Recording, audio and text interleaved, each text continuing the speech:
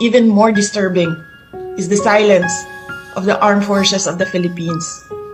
Why did the AFP stand idly by while a former commander-in-chief was taken from a military base under questionable circumstances?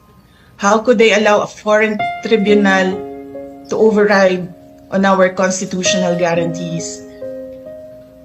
We have now lost a former president. I pray that we do not lose the country next. Your Honor, Senators Cayetano and Marcos and other senators present, alam naman natin lahat at alam nila na mali ang ginawa nila. Ginawa nila yon just to demolish political opponents. This is all about politics. The administration is using government resources, the ICC, to demolish the opposition. Wala na tayong argument. Mali ang ginawa. Ang tanong ngayon, ano ang gagawin natin para maibalik ang dating Pangulo sa Pilipinas?